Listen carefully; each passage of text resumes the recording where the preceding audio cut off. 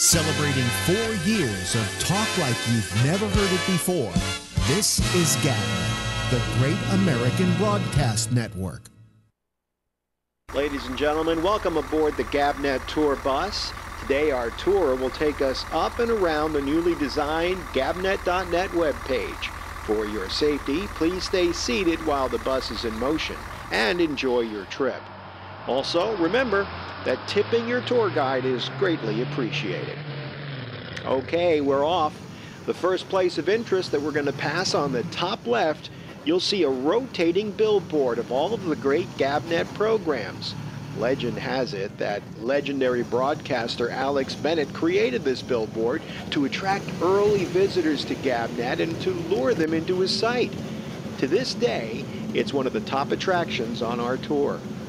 Up next, look over at the top right and you'll see the most recent video of Alex Bennett's Ramble. And if you're lucky enough, we'll see Alex interacting with the citizen panel. Always a tour highlight. Did I mention that tipping your tour guide is greatly appreciated? As we approach the bottom of the Ramble video, we see quick links to all the ways that you can connect with GABNET programs. Facebook Live, YouTube, TuneIn, Livestream, Vimeo, and the GABNET Roku channel. They're all additional stops that you can make if you choose to step off the bus. But remember, please tip your tour guide if you do, and then you can hop on the next bus. Here's another highlight on our tour. On the left side, you'll see GABNET On Demand. You can quickly access any of the most recent programs there. Clearly, a value spot on our tour because downloads are at no extra cost. Please give your attention now to the right side. Look at the complete tutorial on how easy it is to become a citizen panelist. By the way, if you're a Luddite, there's a phone number that you can use to dial in. Okay, we're nearing the halfway point on our trip. I certainly hope that you're enjoying it. Oh look, there's the convenient call Skype button that you can click on, which will automatically connect you to the citizen panel. So now we're turning down the center of the page. I don't want you to miss any of these attractions, so please pay attention. Up first is a link to the 24/7 feed. Now these are going to come fast and furious, so pay attention. Next is a quick note on how you can hear GABNET on Amazon Echo. Next, quickly coming behind that, and this is always exciting, a screen that shows Alex Bennett's Ramble when it is live, with a countdown to the next show. It's always fun when we pass and the show is live. We're winding down our tour of GABNET.net, but before we reach our final stop, it's important to note that there is a place for you to contact them with your comments. Let them know how you like GABNET.net and the GABNET programming. And with that, we wrap up our tour. Remember, as you step off the bus, to please be careful. And also remember that GABNET is talk like you've never heard or seen it before. Did I mention, please tip your tour guide? Evolution is defined as any process of formation or growth, development, the evolution of a radio program right before your ears. Welcome into The Exchange. It's Rob Alfano, and it's a Wednesday night, a special night, and we'll talk about that in just a few moments. You're going to give us a call on Skype in a little while. I'm Jim Browning. You're listening to The Exchange. Well, our long national nightmare just may be over. It seems that we are ready to say goodbye to reality television. Good evening and hello, everybody. Welcome to The Exchange, your safe haven for the free and open exchange of ideas and opinions here on the Great American Broadcast Network every Monday through Friday from 9:30 to 10 Eastern, 6:30 to 7 Western. I'm your host and broker, Damian Chaplin. If you'd like to join the conversation tonight, go ahead and give us a call on Skype. I'm opening the lines right now. The Exchange, one program, ever evolving. Be a part of evolution. Tuesday through Friday at 9:30 p.m., Damian Chaplin moves you in new directions. Call GABNET Live on Skype at 347-352-0079. The Exchange, the evolution. Tuesday through Friday at 9:30 Eastern, only on GABNET. Celebrating 4 years of talk like you've never heard it before. This is GabNet, the Great American Broadcast Network.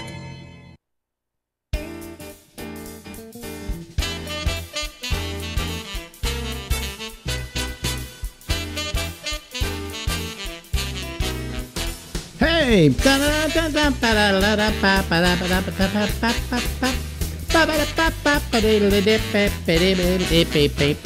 Hey, everybody, it's Alex Bennett, and this, of course, is the Ramble. And the Ramble goes from now until midnight Eastern Daylight Time, and we're going to have our citizens panel in just a little bit, okay? All right. You know, whenever we talk to Larry Bubbles Brown, we actually pre-record the thing, right, Larry? Yes, we do. So it's at a more convenient hour for you. I would put you live on the show, but I like to do these interviews in advance because we have a citizen panel, and it just somehow it doesn't work putting the guest on with the citizen panel. But maybe we'll try you some night just for the hell of it, you know. Okay. It'll be about 7:30 your time or whatever. But meanwhile, he's pre-recorded. Because I'm so risky. Yeah, we do this about 1 o'clock in the afternoon. It's 1:25 right now in the afternoon. And after I'm through here, guess what I go do? You work out. That's correct, Larry. I work out. And you know something? I decided I fucking absolutely, unequivocally hate working out. Mm-hmm. And if I could say that I felt better as a result of it, I would be happy to sit here and tell you I realize the pain, but there is gain. And you know something? I don't feel any better because I've worked out. Period. That's it. Now, you don't know anymore whether you feel better. You just know how bad you're going to feel if you don't run, right? Yeah, if I don't run, I get very depressed. And although after I run, now I'm feeling, you just feel sore and beat up. Did you go run today? I'm going to run after we do this. And you're going to run how far? 6 miles. 6 miles. How long does that take? An hour. Really? And what do you have do you have a route that you take? Pretty much. It's through Fort Mason and then out towards Crissy Field and back. Yeah, you know your old neighborhood, actually. What I used to do I used to have a bicycle, and I would bicycle all the way out along the water. Mm-hmm. I don't know what that's called. Maybe that is Crissy Field. I don't know. That's Crissy Field, yeah. Yeah. And then I would go over and actually bicycle to the bridge, to the place where Kim Novak jumped in the water in Vertigo. Mm-hmm. Yeah, I run to there. Right? Yeah, and then I would come back. So I guess you do exactly the same route. Yeah, and it's although now you couldn't probably do it now because there's like 10,000 bicycles now. The number of bicycles running around is incredible. Oh, really? It's terrible. Huh? Yeah. Because I was like the only one, you know. Yeah, and now they're just literally thousands of them when I run on the weekend. God, if I went back to San Francisco, I would probably hate it.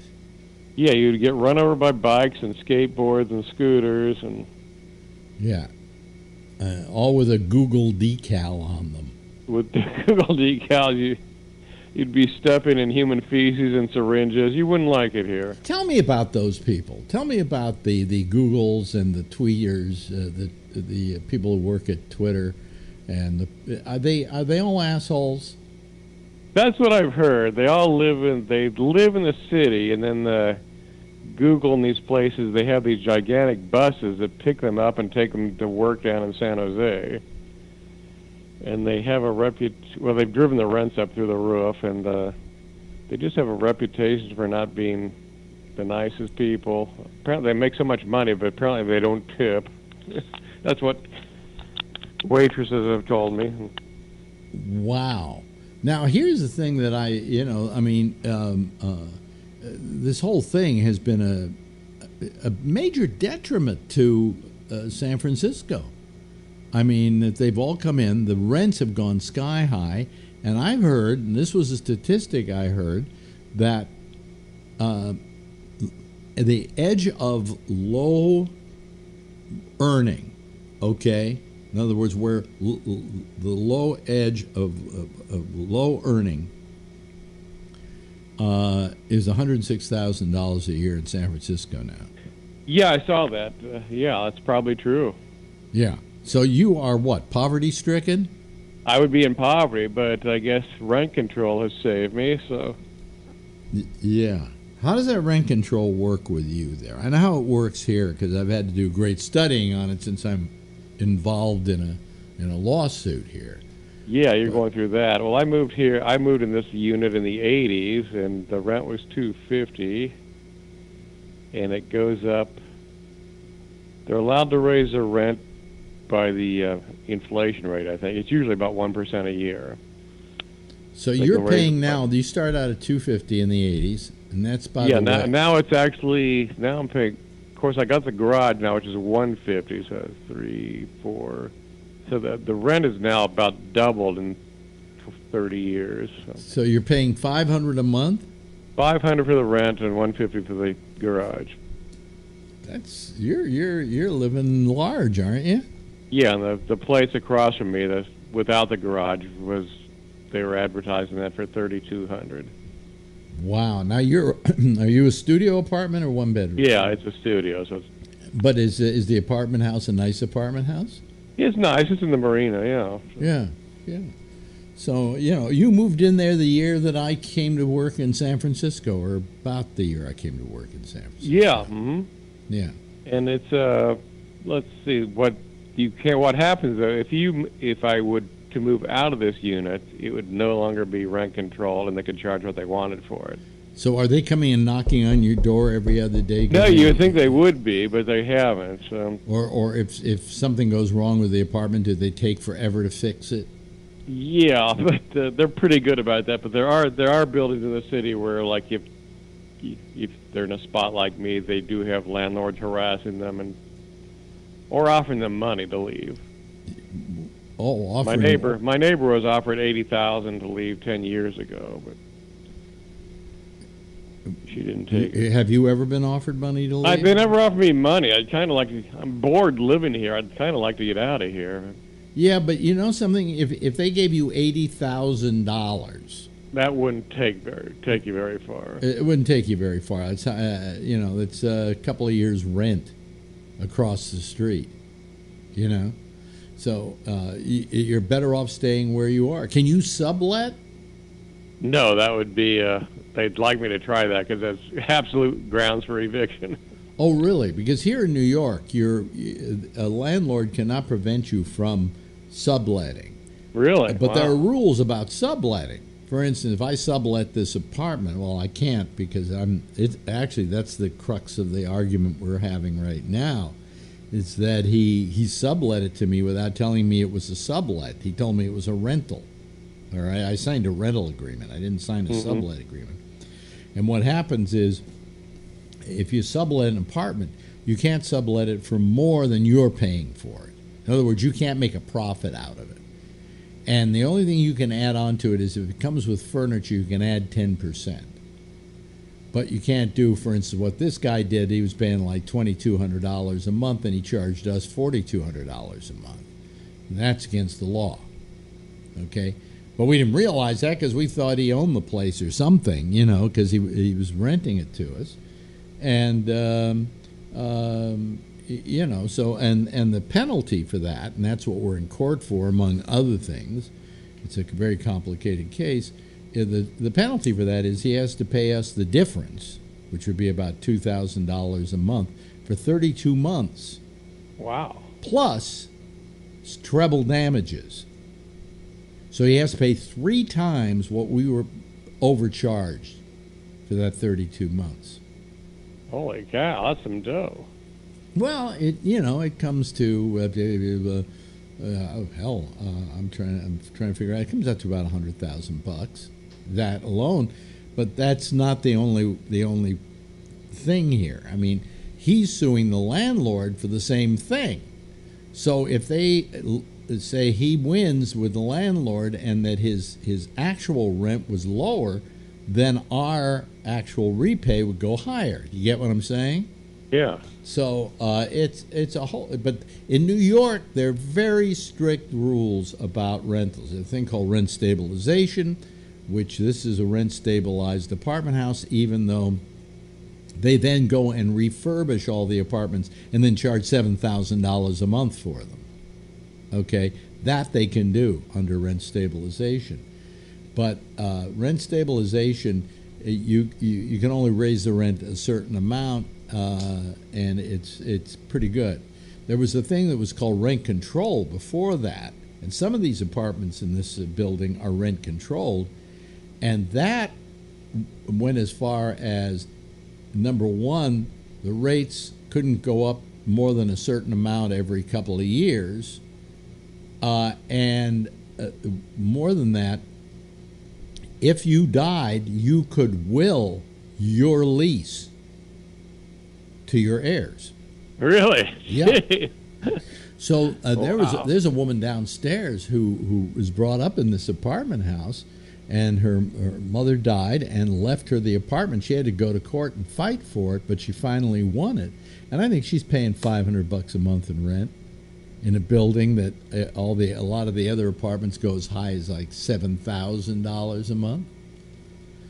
So, Wow, that's great. oh yeah, it's terrific. Yeah. So this thing you've been going through has been going on forever, right? We are going into, as of August 1st, we were 5 years. 5 years. I guess. 5 years of not paying rent. You know, so yeah, who knows? And the judge has taken forever to come up with some determination on something that doesn't even have to do with the final dispensation of the claim. So, Are they giving you any idea when this might be resolved? Oh, I think I'm hoping before my death, but it doesn't look good. You know, in the meantime, we're not paying rent.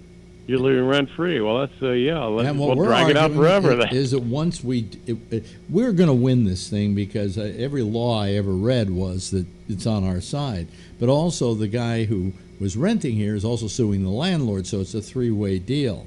And what we're asking for is what we're by right supposed to have, which is the current rent stabilized price for this apartment, which would probably be about $1,500 to $2,000 a month. You know, which if we then make a lot of money, we can pay that, and it's no big problem. But you know, in New York, there's a lot more protection than you have in San Francisco.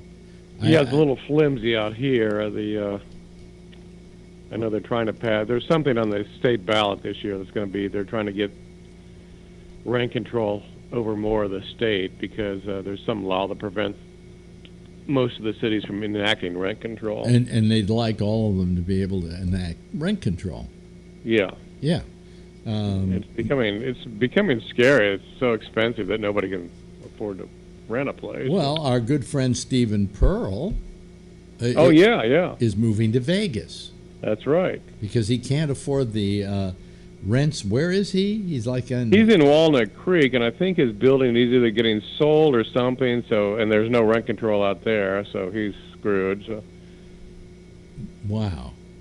So, you know, I mean, and if we had to move, I don't think let's say we were kicked out of this apartment. It's not going to happen, but let's say we were. We couldn't afford to rent another apartment in New York City. Be impossible. You know? So how far would you have to go to find a place? I think we probably have to go up to Vermont. Yeah, somewhere like that. Yeah. No, we'd definitely have to move out of the city. There's no question about it.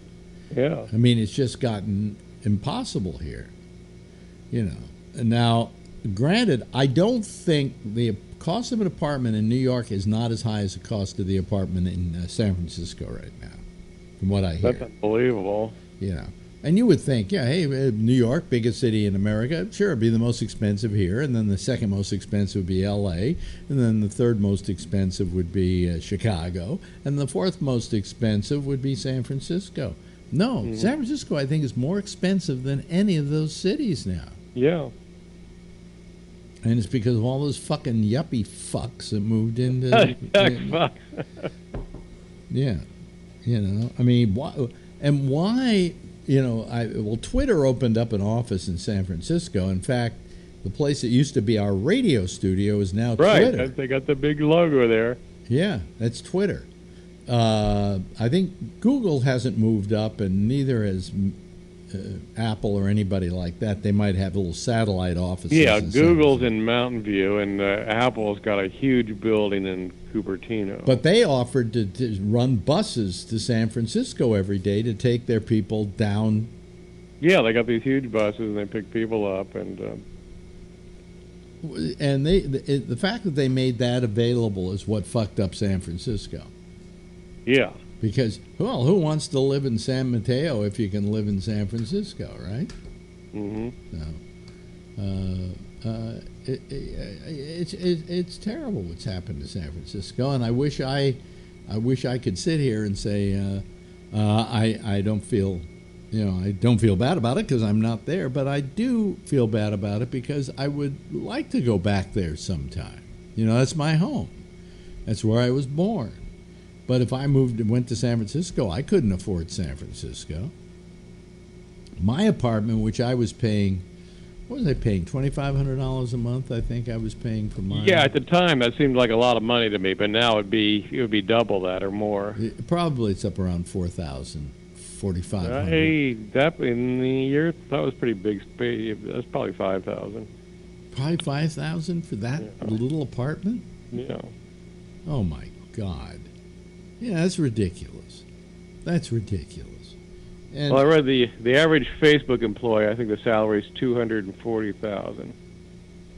Average Facebook employee. That's the average. That's what I heard. Yeah. What the fuck am I doing here? I know. And they probably have an HR that can't deal, you know, doesn't deal with age discrimination because they don't want to have to. Well, they got enough problems already with the fucking Russians. You know? Although the tech industry is supposedly more age discriminatory than show business. Really? Yeah. Oh yeah, of course. You know, but I'm surprised they're paying that kind of money. All right, because when you've got a bunch of young people, those fucks are willing to work for anything. Yeah. You know. So, but you actually heard that it's what, 250,000 is That's what I read. 240. Really? Was the average. Son of a gun! They must be pissing money. Well, there's a lot of money in stealing data. yeah, there's a lot of money in stealing data. Yeah, now we know. All these years we kept saying, how can they do this for free? Yeah. Gee, I wonder how they can do this for free.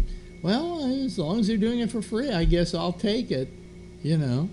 I went on to Google the other day, and they had a thing called Google Photos, where you can upload all your photos to Google, to the cloud. So I clicked on it, and it started uploading all my pictures from my machine up to the cloud. And I'm trying to figure out, how are they making money off of this?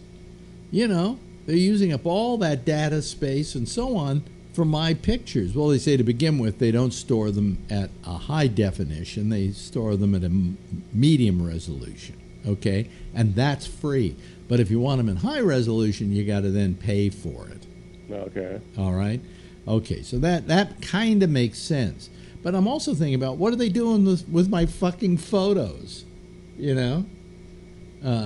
Are they, you know, gonna sell my photos to somebody? I mean, have we been so naive that we felt all these services were absolutely free? Now, you don't use Facebook, really. No, I do a little, yeah. Well, you have to do a little because it takes you so long to do it. Yeah. Because you've got that dial-up. Well, they got this thing, it's called Facebook now for people on dial-up. So my Facebook is actually one of the things on the computer that moves pretty quickly. It's called what? Facebook? Facebook, yes. Well, I'll have to try that.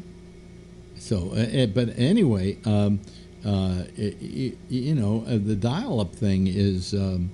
What was I going to say? Oh, so anyway, so you wonder, how Facebook was making money, and I figured it was those ads, little ads on the side and so on, And I don't mind them doing that. I don't mind the clutter of ads if it means that, I'm getting this service for free.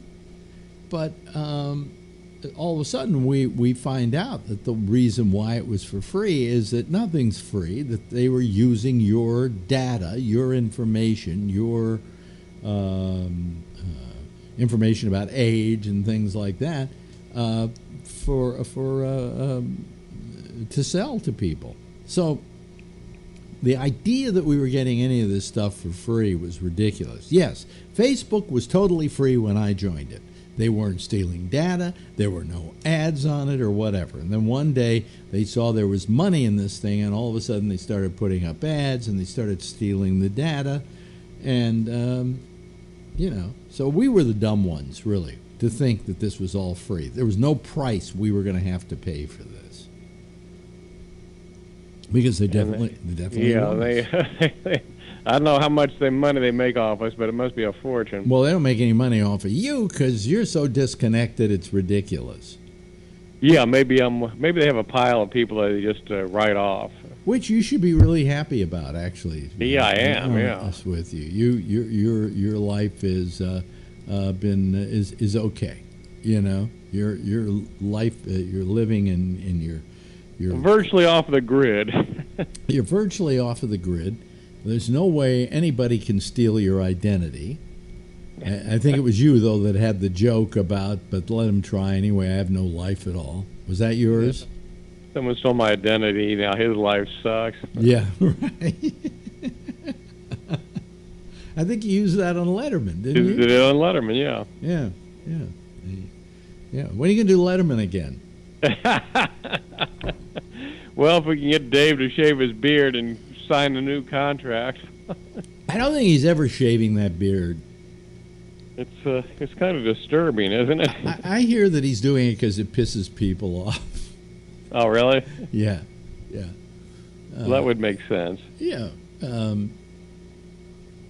Not a bad...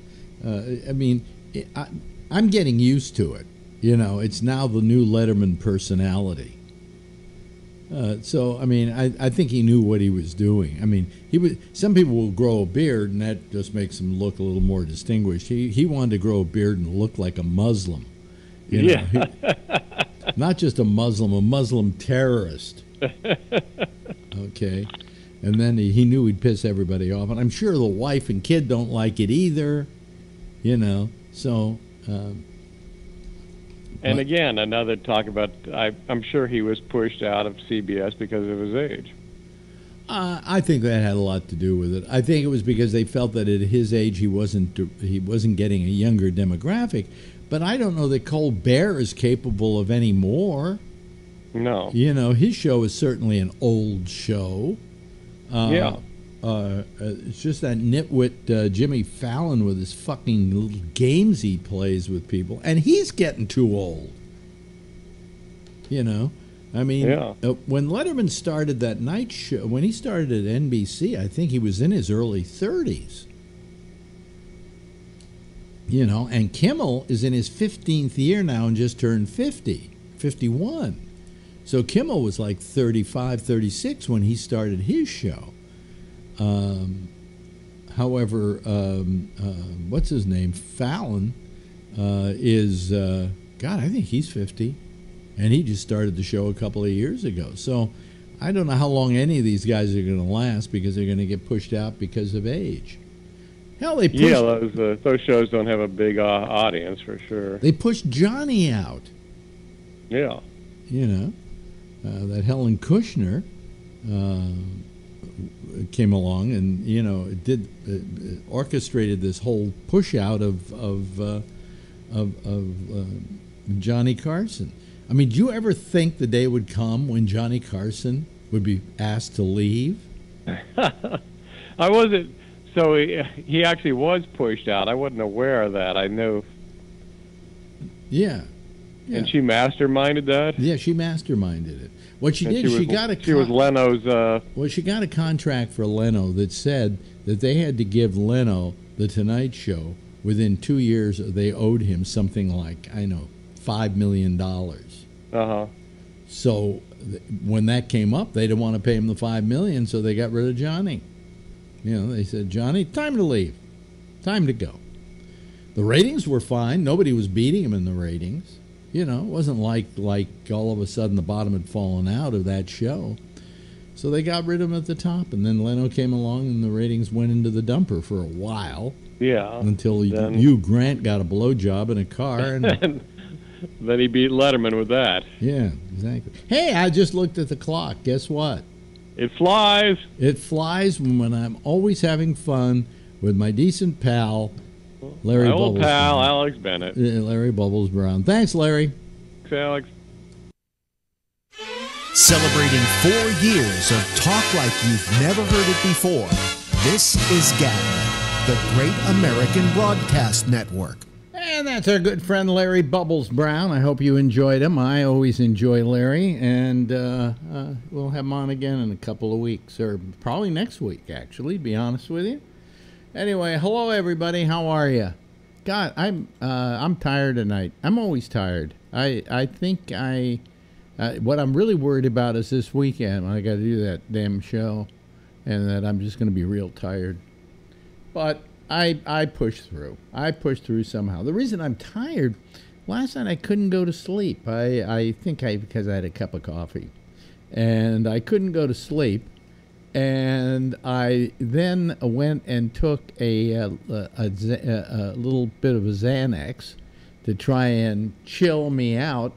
And it, I guess, chilled me out too much because I woke up this morning. I've been groggy all day. So I've been groggy all the day. Doo-dah, doo-dah. Anyway, I've opened up the Skype lines. This means that our people can call. Oh, here comes the first one. Scott Boddicker, ladies and gentlemen. We wondered where Scott was last night and the last couple of nights, and we suddenly figured out he was out murdering a girl in Iowa. I heard that, motherfucker. Fuck Phil. Anyway, no, I didn't want to call in when Albert was on, since I talked to him the first night. I thought I'd let other people get in. And, well, I just been sitting back watching the American Patriot ramrod on your chat thing there. Yeah, I say he's a Russian. I think you're right, and I think that's good for you, man. You're getting getting the Russians interested in what you're doing. You damn right. Yeah. It's a positive, man. It is definitely a positive. So how have you been, Mr. Boddicker? What have you been doing? Well, my dog had some surgery done, so he's like a little baby around here, and he's been keeping me awake all night. So I've been tired the other two. That's why I didn't want to call in. What was wrong with the dog? He had a growth on his leg and had to get it excised, I guess. I don't know, or taken off, or whatever. Right. Removed, basically. But I was going to tell you, I looked it up. Jimmy Fallon's 43. Jimmy Fallon, how old? What? Jimmy Fallon is 43. No, I think he's 50. No, I just looked it up on the thing, on the Google. Really? Did you look it up on you looked it up on, what do you call it, on Wikipedia? Yeah, unless somebody's changed his age. He's 43? I thought, no, that doesn't sound right. That doesn't sound right. Make sure Wait a minute. I wish I had echo here, but let me see. How old Jimmy Fallon? Jimmy Kimmel. How old? Oh, Jimmy Kimmel. I thought you said Jimmy Fallon. Well, Fallon, I think, is older than that too. But wait a minute. Jimmy Kimmel. Jimmy Kimmel's 50 years old. Okay. Kimmel could be. I don't know. Okay. Now, all I have to do is ask the same question. Just change the last name to Fallon or Corden. Or, or Gordon. Fallon. It's Fallon. Here we go. There we go. 43 years old. You're absolutely correct. He was born. He's born about when I graduated high school. I can't believe he's that year. Really? Boy. But he's 43 years old. Yeah. But I think he's terrible. So I don't. Oh, I can't. I don't like him either. I can't stand it. Hello, Phil. Did you get a new camera, Phil? No. Oh, I thought you went out and tried to get my camera. No, I have the whatever I had. It's could be it says looking good because you're wearing that blue shirt. What does it say? It kind of jumps, doesn't it? It jumps on at you. It's Captain America. Right. Actually, Tony sent it to me a while ago. Really? Yeah. You had made some disparaging remark about me always wearing black, so I decided to put something else. Yeah. Well, it does what it's supposed to do. It makes you look fatter. Yeah. Thank you. Howdy. Howdy, Ray. Dr. Ray. Hey. How's it going? Ray always exercises during this program. No, he's running from the cops. Almost home. So anyway, my week-long guests are gone. Yeah. And the whole house seems terribly quiet. You know, right. Since my wife and I never talk to each other, it's just really quiet. You know, but had you thought about registering as an Airbnb? No. You know. But we'd love to have them come back again. They're really good guests. You know. Yeah.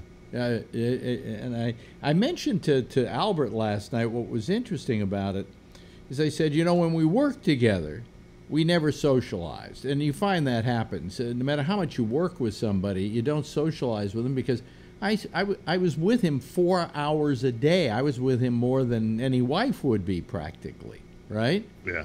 And he with me. So you don't socialize. It's not part of your relationship. So I said, this whole week, we've socialized more in 1 week than we did in the whole 4 years. Yeah. Oh, yeah, we had him over to dinner once, but that's only a couple hours. This was 7 days. And we got a lot of talk. You had a professional relationship, and you try not to let the professional lines cross over to the you can be non-professional. friends. You can be friends, but you just don't socialize because you are with each other all the time. When you're off, you want to be off, and So I said to him, we actually have spent more time and gotten closer during this week than we ever did when we were working together, and it's true. You almost married the guy. Yeah, we almost got married. We didn't even go into that story last night. Yeah. Yeah, we won the raffle to get married. And when they first had marriage here in New York City, and we were going to get married, but we talked about it to Sirius and said, look, if we do this, we want you to pay for the annulment. And they didn't want to. You couldn't go to LegalZoom and get an annulment for $39.95? Well, yeah, but we were going to go get married. We were going to do the whole thing, because our argument, and when we show up and people ask us, well, how long have you been gay or whatever, we go, no, we're not gay. Well, there's no stipulation that you have to stipulation that you have to be gay. Right. You just have to have same sex to qualify for same-sex marriage. Right. And what we're going to say is there's so many advantages to being married that we thought we'd take advantage of them. Why should just gay people have the ability to take it off on their taxes and crap like that? So whatever, don't.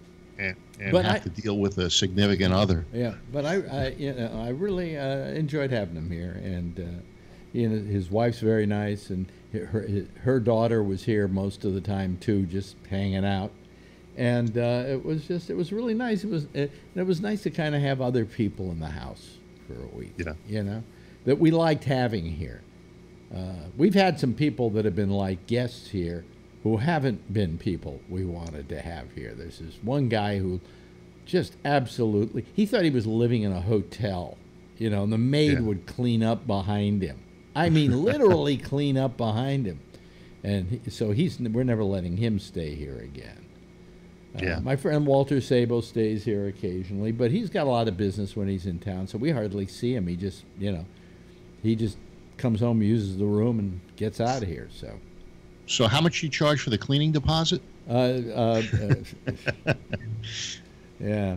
So, but next time I told them I was going to put mints on the pillow, but it was so hot they would melt, so I didn't do that. Yeah. But it's wonderful. The last couple of days have been just wonderful weather here in New York. And right. I just heard Jeff go, yes, right. Yeah, absolutely. And he doesn't even live in New York. Let me get my picture out of your face there. Here, it's the skies are so overcast with smoke from the fires all over California. Yeah. There's a smell of smoke in the air, and when I looked out just to the west, it was completely impacted. Are the fires out yet? I don't think so. Really? I think there are several that are still burning. Ray, do you know anything about that? I can just tell you, I'm out here right now, and you see all this? It's not fog. It's smoke. Yeah. That's smoke. And the sun, I took pictures of the sun. It was amazing with the smoke in front of it. Yeah. That's all smoke in the air. Wow. Way up high. But now my question... Oh, and Alex, I'm going to be out there in October, so my family and I will be at your place for about 5 days. But we're really neat. Are you bringing the dog? What do you do? What do you do with the dog when you travel? My son who never comes. My son who never comes anywhere with us will take care of her. Oh, okay. Oh, that's 20.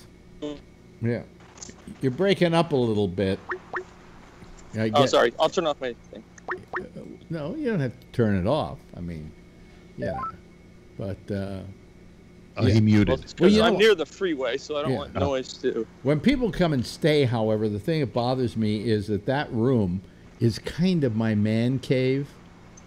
Yeah. And so I really have to. In his case, I was. It went by really fast, but for 7 days, when the show was over, I had to wander the apartment. I couldn't go into that room, watch some TV. Play with the computer in there, whatever, So things changed, but in my life that way. Had to go sit in the living room to watch TV, or I could sit here in the office and watch it too. So, and then I don't go to TVs, and I don't go to sleep till 2 o'clock in the morning. But I'll tell you one thing about Albert: he sleeps late. I mean, he went to bed one night at about 1 o'clock in the morning and didn't get up till 10 or 11 the next morning. He just loves the time change between Florida and New York. Oh yeah. Really throws you off. That jet lag is just amazing. No, it's actually what you get between L.A. and here is a culture lag. Yeah. So. But it's a pretty. It was a nice week. I enjoyed it. They're welcome here anytime. But anyway, you're right about the cultural lag between the East and the West. It used to be about a 5-year difference. If you had things. Well, I had a joke where I used to say when it's there's a time change when it's 4 o'clock in New York City, it's 1957 in San Francisco. It's true. Now I'll tell you, I was watching Glenn Beck today. Great American, yes. I don't like his politics, but I watch him because as one professional to another, he's very good at what he does. Do you pay extra for his network? No. No, it's just on our cable I thought his network was a pay-to-play. No, but it's also on cable. Oh. Okay. So anyway, and he runs commercials on it. Why should you pay for that? Right? Maybe that was originally the way it was set up. Could have been. Could have been. Yeah. But anyway, I was watching him, and he started going into this whole rant about the feces in San Francisco. Now, we're not talking about dog feces. We're talking about human feces. Homeless feces. People are shitting in the streets. And I wonder what happened to Bennett's law in that town. What's that? That was the law I got passed. Angela Alioto went into the Board of Supervisors and passed a law that any public garage in San Francisco, and there are a lot of those that are owned by the city or public garages, had to make their bathrooms available, or at least one bathroom available to the homeless. Yeah, it was like Stockton, O'Farrell, and all of those, Mission and Fifth, and there's city garages. And there's nothing wrong with doing that. You know, I think that'd be a great idea because, you know, as I say, I was in New York City and some bum wanted to use a toilet in the hotel and the guy kicked him out. And I thought to myself, what do you want that guy to do? Shit in the street? And that's what's happening in San Francisco. Had you seen those Paris toilets where you, for a quarter, well, you have them and it washes afterwards? They have them wait a minute, they have them in San Francisco. That's what I'm saying. Yeah. But what they should do is hand out tokens to these homeless people so that they can use it and then stay and position them in areas where they're housing up, you know. Well, they're down on Market Street. They're still there, I believe. You know. Yeah. But they were they're on these, Market. They're on Division. Paris toilets. Yeah. That they replaced the old toilets. Remember those circular things that looked so nice with the posters on them and stuff like that? You know what those were? Yeah. Those were pieces. Those were pissoirs. You used to just go in and pee in them. Okay, and that was a bit unsanitary. So they came up with this idea of these giant these things, these toilets. You go into sort of like them. a pod. Yeah, and you go into it and you take your dump or whatever. And even if you peed all over the place, you messed it up. You rubbed feces on the wall. The minute you walked out, the door locked for about 2 minutes, and the whole place like sprayed itself, Right, and cleaned itself out, and then the next person could use it. So they do have those in San Francisco, or they used to. Now, whether they're still there or not, I don't know. There used to be one in, right on Union Square, in front of that O'Farrell, the Union Square garage, the one across from Macy's. Yeah. And, I think the problem is there's so many homeless down there that they would overwhelm them, and they found that I think some of them are sleeping in them and all that. Yeah.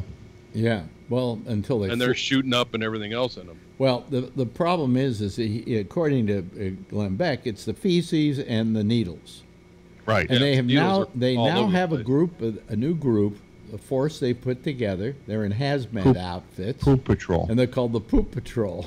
Yeah. And they're cleaning up poop in San Francisco.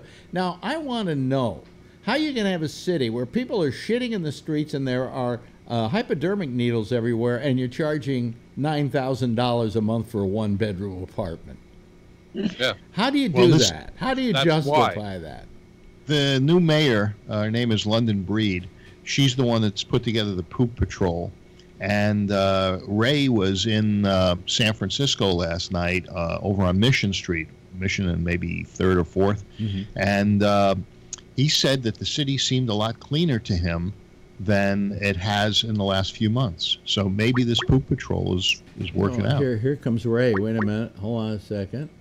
Wait a minute. Is that Ray? There's Ray. Okay. Yeah, I'm back. I heard you talking about the toilets, so I had to get back on. Yeah. So I think all the France is auto toilet, and we had them here, but I think they got rid of most of them in the city because people were living in them. Yeah, that's what I thought. So they're gone. So, but you know what they have in France now? They have these they look like giant potted plants on the street. Yeah. And they're for guys to walk up and take a leak, and somehow the piss goes into the bottom of it. And they're in Paris now. You just walk up and take a piss. Are they private so that no kids can? No. You know, nobody. They don't smell it. It cleans itself like the other things. But I think what Phil is questioning is the man pulling out his penis and taking a leak in public. Right. And that's the French somehow don't have the they don't worry about the that. uncomfortableness with seeing a human penis. Okay. No, they don't. You know. Yeah. And good for them. You know. Italy is the same way. When I had the prostate issues and I had to pee about every 18 minutes, sometimes I had to pull off the road and take care of business. But finally, I got one of those bottles that they use at the hospital, and you could pee in the bottle and stay in the car. And then when you went to get out of the car, all you had to do was dump the bottle, so there was no exposure of. Boy, what an exciting life you lead! Yeah. Really exciting. Well, we could talk about the million Muslims that are in Chinese gulags right now, if you want. If you don't want to talk about pee. A million Muslims in 1 Chinese? million, yeah. Really? Your buddy Tucker Carlson is the one. Yeah. It must be true then. Yeah. He was also passing the story last night about South Africa. It's true, the South African story. But he told it wrong. He didn't get the story straight. Yeah. What they're doing is they're claiming back a lot of land which was stolen from blacks during apartheid. Yeah, but they're saying that just because these whites look like the ones that stole the land, there's genocide going on. Supposedly, according to what I've heard, that story is a racist story being promulgated by the American Nazi Party. Yep. And you're buying it. Yeah, Tucker says it's true. Well, Tucker bought it too, but it literally is a what can we call it? A complete fabrication that was created by the American Nazi Party here in America. Well, maybe they're the ones that are on your live chat. Well, I'm sure that guy, American Patriot or whatever he calls himself. I didn't see him. The only one I see is not tonight, but the last couple of nights. Okay. You saw him, right, Scott? Oh, he's crazy. He's crazy. I didn't think he was so crazy. The things he was talking about seemed to be pretty reasonable to me. Yeah, right. Yeah. Crazy looks crazy. Yeah. Right, Phil. Well, I'm ready. I'm ready for any eventuality. So I go from the NRA to the Make America Great Again. Yeah. Well, when was it great first? I just need to know the answer to that question. I've come up with a new slogan: "Make America Good Again." Well, Make America Trump free. Yeah, one way or another. Well, that would be part of making it good I thought again. maybe you like that the governor of New York, Cuomo, when he said America was never great. He's right. Well, was it? It wasn't. Oh, it wasn't. Tell me when it was great. It was great when we got behind defeating the Nazis. Wait a minute. Hold on a second.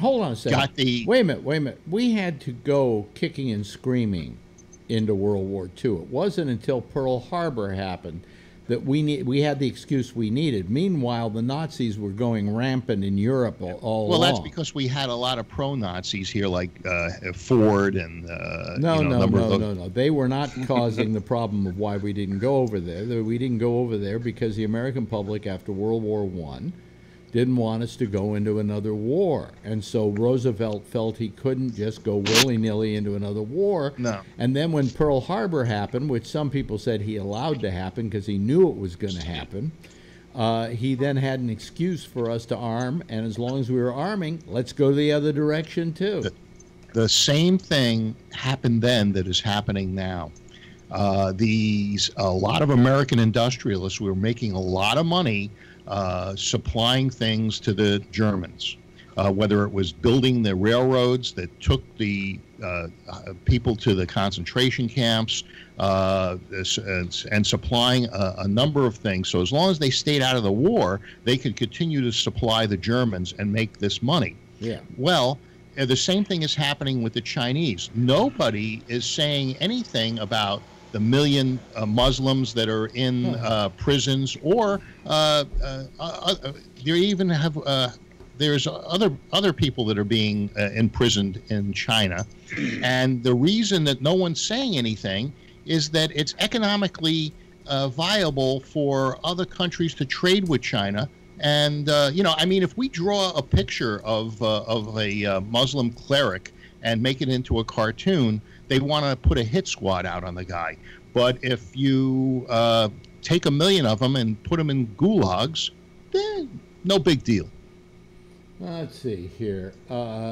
China's here we go. Huffington Post. Yeah, a real good. Wait a minute. Hold on a second. You haven't listened yet. Maybe. All right. They But agree Huffington with Post your is a common story. United Nations human rights experts made global headlines in session that concluded Monday when they said they believe China is holding 1 million members of a Muslim minority group in a secret prison camp. It's a scale of tyranny that is hard to imagine, a sprawling system of detentions for political re-education and growing surveillance network outside the camps, ostensibly the only possible response to the risk of terrorism. But despite Chinese government's vast, often brutal attempts to control what the world knows about its repression, the UN announcement is also proof that Chinese citizens, journalists, and advocacy groups are succeeding in long-shot efforts to get out the truth. So you see, there was the Huffington Post. I was right. That's you're right up to a point. You're wrong where you're going to think that I'm going to make an excuse for the Chinese doing this, and I'm not going to. But they also have imprisoned over the years millions of their own people for re-education. Okay. Yeah. Where we've never talked about the Chinese. You really have to. It's funny. You have to separate the Chinese government from the Chinese business. You're missing the point. Why aren't the Muslims up in arms over this? They're not saying anything because the Chinese are so heavily invested in their countries, and there's so much money being exchanged. The Muslims they're silent. What do you mean the Muslims are invested in China? Can you say that for a fact? China is invested in Muslim countries, whether it be power plants, selling them arms. Well, then apparently they're doing some good for Muslims too. Yeah. They're housing 1 million of them. No, that's not what I'm saying. And re-educating. Wait a minute. What you're saying is that the reason the Muslims aren't reacting is because the Chinese are doing good by them. And they're invested. It's all about money. They're investing in them. I find the holding of Muslims or anybody else. I mean, how many Muslims were jailed in Israel? Not 1 million. Tens of thousands. Yeah, there were concentration camps in Israel for Muslims. They were Palestinian terrorists. No, they weren't. These were just average people they rounded up because they didn't want really to have Muslims in their country. Well, now this is a whataboutism. Thank you very much. You got 1 million Muslims. This is no Muslim country has said squat. I mean, you had Rushdie, who to begin with, this information just came out from the UN on Monday. Maybe the rest of the Muslim world didn't know what was going on in China. They don't have Facebook? No, they don't. In China they don't, but the Muslim countries do. Yeah. Are these Muslims Chinese? I don't know. There'd have to be, wouldn't they? I mean, there'd be that many immigrants. Alex said it was a sect of Muslims. It looks like it's a sect of Muslims, yeah. So maybe like Indonesian. I know they have a lot of Muslims too, but I didn't know Chinese even excuse me, had any Muslims in China. Well, if maybe they're Scientology living in the camps. So by bringing this up, what are you trying to prove? We were on the get ready some for this, subject. Folks. Yeah, get ready for this. I mean, I'm doing better with remembering stuff because I'm getting more blood to the to the brain. Yeah, I keep praying for a clog again. No, my question to you is, what was it, by bringing that up, and of course sidetracking the discussion, what did you hope to prove? That I was going to say the Chinese were wonderful? No, the Chinese government is very tyrannical, as a matter of fact. Right. I had a reason for bringing it up, and now I can't remember what it was. Oh, you see, okay, yeah. There was you thought I was going to sit here. Maybe it's the collusion thing. Maybe it's because you want to. It's because you want to show that China is colluding to ruin our elections. No, I was trying the Russians. I was trying to show the hypocrisy of what's going on in the world today. And how well, you certainly made your point, Phil. Yeah. Well, yeah, I did. There's a lot of hypocrisy. I think the Chinese government is horrible for the most part. They do terrible things to their people. I agree with you. Yeah. They do. Yeah. I gave you a decent subject to talk about too. No, it's not a decent subject. We don't have any more information than this information that dribbled out of China. Yeah, Huffington. Yeah, I mean, if Huffington's going to say something negative about anything except Trump, it must be true. Okay. Here they are. They're called the Uyghurs. They're an ethnic group targeted by China's ruling Communist Party. They have realized that it doesn't help to be quiet. Uyghur willing to volunteer. Okay, so these are called Uyghurs. I guess they are a group. China has been wary of the 10 million Muslims, predominantly Uyghur residents, of its northwestern Xinjiang province for decades. Okay. Beijing ramped up security checks and forced interrogation with the country's Han Chinese minority amid global fears following the 9/11 attacks. So this has been something that's been long-standing. They look what they did to Tibet and the Dalai Lama. That phony fuck. Yeah. Well, he speaks in a relaxing manner when he does speak. Yeah, but I mean, I was talking about this, I think, with Albert, and he was saying to me, he said, well, why do they make a big deal out of the Dalai Lama? It's not like he's exactly out there saving his people. It's not like he's out, he's just living in nice hotels and pontificating. He's on the speaker circuit. Yeah, he hadn't done shit. But one day he helped me with my golf game in Augusta. I was on the 18th hole, and there he was, the Dalai Lama himself, the flowing robes, the grace. And I said, hey, Lama, how about a little something for the effort? And he said, on your deathbed, you will regain complete consciousness. Yeah. So I got that going for me. Yeah. Sorry. Mm-hmm. Hey, talking about Bill Murray, he beat up a 71-year-old photographer last week. Oh, good for him. And well, the considering photographer claims he wasn't even taking Murray's picture. Well, you see, you say that like it's a horrible Murray. thing, but probably Murray is 75, so it's no big deal that he hit a guy 71. Yeah, the photographer claimed that he wasn't even photographing Murray and didn't realize that Murray was there. And it was, I guess, in a restaurant that Murray frequents. And so he got his ass kicked.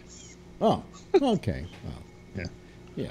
But you see, you had to put in 71-year-old, like it matters. I mean, if he were 13, it would be just as terrible, or if he was 25, it would be just as terrible. But no, just the facts, he was man. 31. Just the facts. Yeah, just the facts. You don't know if the 71-year-old didn't know Taekwondo. I mean. No, he didn't. He got beat up, and probably rightfully so. He was probably using a cannon. Yeah, I would love to read. I would love to read the newspapers you're reading, because I keep wondering where you get all this information from. When you're getting your information from Tucker Carlson, you're going to the lowest possible source. Don't you love the guy? It was good to me. All right. But that's on a personal basis. His politics are completely out to lunch. Yeah. Look, I have an auto toilet on my street. Well, that's not really an auto toilet, but you can use it as one, I suppose. If there's a plant growing next to it, it's the same thing as Paris. Exactly. I couldn't believe that. Well, I can. They're French, but... God, I'm glad I don't have a dog. Then I wouldn't have to do all these walks like you do. Well, if I didn't do it, nobody else in my house would. So, and I want her to get some exercise. So. Yeah. I'm going out to check out a gym tomorrow at 5:30. Are you really? So, AM? yeah. Why? No, you, in the evening. You decide you're going to start working out? Well, yeah, it's been a week or so since the operation, and they said that I could start light workouts, and they recommended that I lift weights and do some cardio. Yeah. So. Well, I didn't do my workout today, and I feel bad about it because I won't be able to do it again until Monday. So, you know. By the for way, $15 a month, you can buy one of those bikes and put it in the. Yeah, but I don't want it. I don't want it in the house. Yes, Jeff. Yeah, I was wondering from Phil. Don't they have a post-surgical physical therapy? This is program? Kaiser. Kaiser's post therapy is, hey, you're good to go. Yeah, get out of here. Pay the bill and get out of here. Yeah, what they did was after the first stent, Jeff, what they had me do is attend a 2-day class. They talked about exercise, the type of exercise, diet, things like that. But you're pretty much on your own afterwards. The only thing that they're going to do post that class is tweak my Lipitor. So I'm currently on 40 milligrams, I think, of Lipitor, which is the lowest dosage. And so they may raise the dosage. They're going to put it on stun. Yeah, really. Yeah, yeah. What was I going to say? I forgot now. I completely forgot. We were talking about gym. You didn't say you exercised. Oh, I didn't exercise today. So, and I kind of felt bad about it, even though I went 3 days in a row, you know. But then again, I said to myself, if I do this too much, I'm just really going to get tired of it. You know, I want to do just enough that I don't get tired of it. And tomorrow I'm going for physical therapy, so I kind of consider that exercise of sorts. You know, so but I won't be able to do it until Monday again. So, because I don't like to do it over the weekend. Too many other things I have to do. You know? Like go to Costco. Mm-hmm. Important stuff. Huh? That's exercise. Important stuff. Yeah. Yeah. Anyway, so let me see here. Is there anything happening in the news? I was trying to give you some, but you poo-hooed it. Poo-hooed it? What is poo-hooed? Poo-hooed or whatever. Is that a combination of like poo-pooing and boo-hooing? Boo-hooing? Yeah. Boo-hooing? Yeah. Boo-hoo. Yes, Jeff. I heard a little bit tonight that in New York, that because Trump has its own business, and as far as I know, he's the only owner of the company. Mm-hmm. And New York has different laws or attitudes about figuring out about the financial issues because they think that he was cheating on the taxes for New York. No, it can't be true. That's probably why he didn't want to give up his tax return. But I have a feeling that that tax return is going to be eventually be put into evidence if.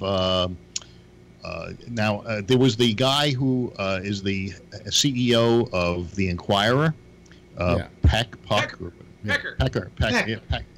Is his name Pecker? Yeah. Pecker, yeah. So there's going to be some things arising out of that and possible payoffs.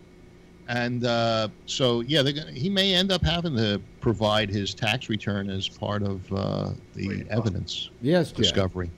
Yes, Jeff. Apparently, Cohn got, I think I heard, $400,000 from Trump for this money to pay for those two ladies. Yeah. And the way the money was distributed, part of it was law for legal fees. Mm-hmm. Well, guess what? He didn't do any legal fees. Well, there's making the transfer of money is a legal fee. You know, is a legal it's something he did and would get remunerated. That's why he's an attorney. That's what they do. Oh, by the way, I just saw Renee on the chat, and I just wanted to say to Renee, hope everything's fine because the hurricane is hitting the Big Island. Yeah, I was just going to say that. She left a little weather. Hitting weather Hilo. She says that she hasn't been affected by it, but still, just want to wish you the best. They're going to get 2 feet of water there. And that's more than they get in half a year. Well, what she says here is, aloha all. Before I go to catch the weather, Big Island had flooding and windy, but nothing major. Hilo has flooding. I hope the gym is okay. That's James. James Lee. Yeah. James Lee. Worried about Oahu tonight. From what I saw, Oahu wasn't going to be hit. That it was. I thought her island was the one that was going to hit. Path of it. Obviously, her island has been hit. Not directly, but the tails of it and so on. It's kind is of it scary. Yeah, what? I think it's like supposed to be the worst will be the first day. Yeah. Which is just started. Is it still a Category 4? Renee, we'd love to have you call us on Skype and stick the camera out your window so we can see this weather, Yeah. Because you don't live close enough to the volcano for us to see that. Thank you very much. That's right. That's paradise, baby. It's a Cat 3 film. It's right now. Oh, now it is? Okay. Well, at least it's calming down a little bit. Mm-hmm. Yeah. There's a lot of people stuck on the islands. Kim Kardashian is stuck in Maui. Yeah, but grass will hold her down. I was going to say that. She's yeah. gonna get blown away.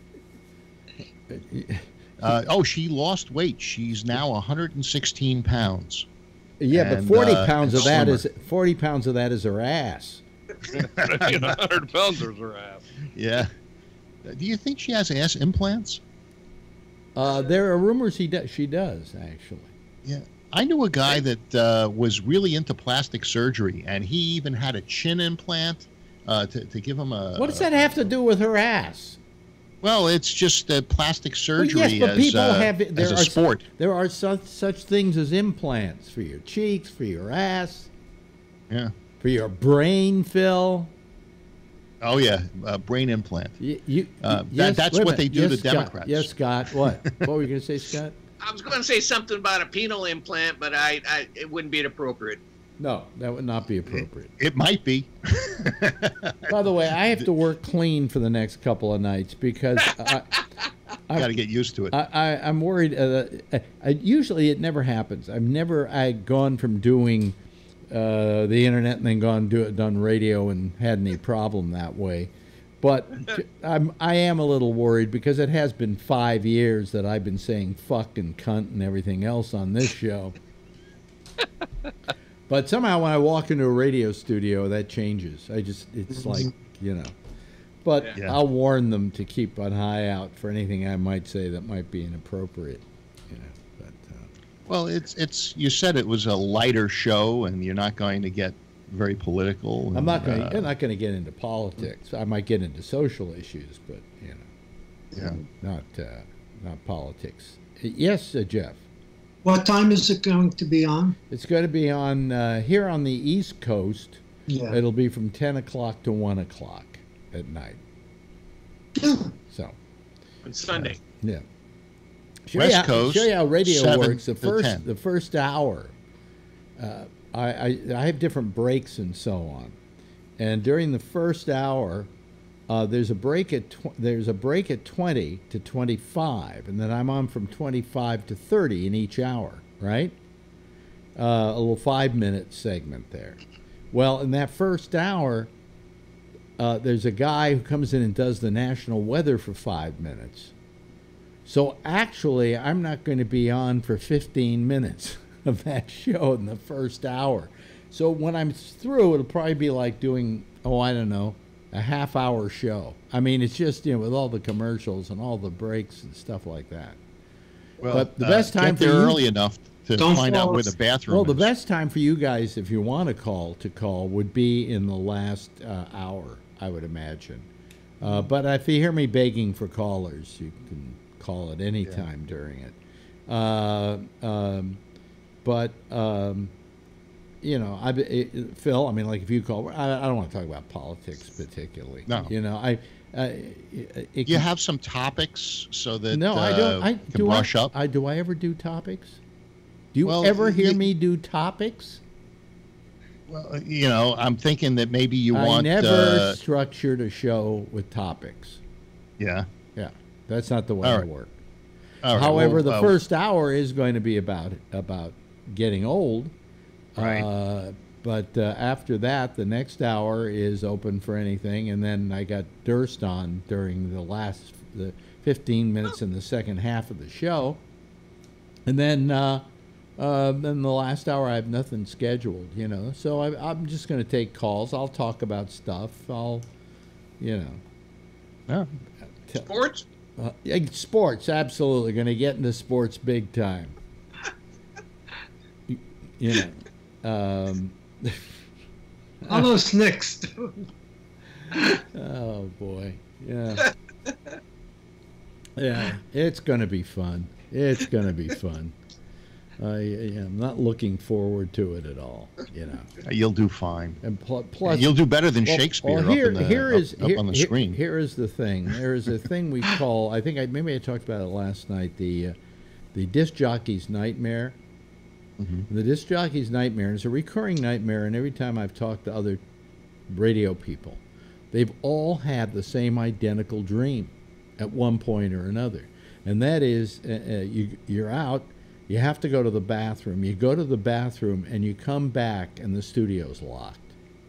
Or you try to get back to the studio, but you can't find it. Okay? That's very interesting. You know, those kinds of fears. I've had a recurring dream. Can you let me finish what I'm saying? Okay. So I'm talking to Walter Sterling Sabo, whatever his name is, and he said, by the way, remember those dreams you used to have about not being able to get? Just make sure you know how to get back from the bathroom to the studio. He said, because one night I couldn't find the studio. And so I'm worried about that because I know I can't go 3 hours without peeing, or just feeling like I can go 3 hours without peeing, but I would rather not go 3 hours without peeing. Okay? So I'm going to have to figure out how to get to that bathroom and get back. So what I'm going to do is have the guy who's there, because he's not going to be there while I'm doing the show. He just goes somewhere else. I just got a microphone and guys in Philadelphia doing all the work. But I'm going to ask him to be available on the hour to help me, or just to come back with me and show me how to get back to the studio. You know, because if I come back and there are like 5 studios that all look exactly alike. Yeah. Well, yours has a label on the door. It says janitor's closet. Yeah, it says laundry room. Right. Yeah. So wasn't one of the old nightmares of the old DJs was you put on a long record and like Inagata Davida or something, then go down and take a dump, and it starts skipping about halfway through it. There's an old story about that.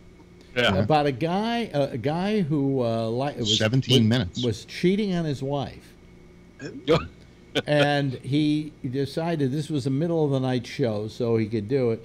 He put on, I think it was like Arlo Guthrie's Alice's Restaurant, which is like 28 minutes. 28 minutes, and he then went out to a motel that was just right next door to have sex with his girlfriend, and not his the woman who was not his wife. And oh my! Yeah. And all of a sudden the record gets stuck and starts skipping and playing over and over again, and he doesn't know that that's what's happening. But that's a story I heard years ago. Well, I've heard that happen before, and sometimes I think it was on KSAN at one point, and I heard the record skip, and you're going, okay, somebody's there, I know it, and it would not, it would continue skipping. That was the one. You're wondering who's there. There were certain records you put on when you had to take a pee really badly, or you had to whatever. Yeah. I remember in the old days, I guess when we were playing 45s and it was single radio, El Paso was about 4 minutes and 50 seconds or something. Now, was this before they had the carts? Must be our good friend Tony here and his neighbors with their cars going. Raceway. I can't wait to move, actually. Is that a NASCAR track? Yeah, is that a NASCAR track, Tony? Hey, is that a NASCAR track? Do you know? Pretty much 69th Street is like, they speed down here like crazy going to Queens Boulevard. Hey, you got my Captain America shirt on. Yeah. He's a true American today. Yeah. Genius. Yeah. But, Alex, you were talking about a reoccurring dream. And I've had one that reoccurred, two actually. There have been one that has been reoccurring since I was a kid. And it was that one, I could just go like this with my arms and I could fly.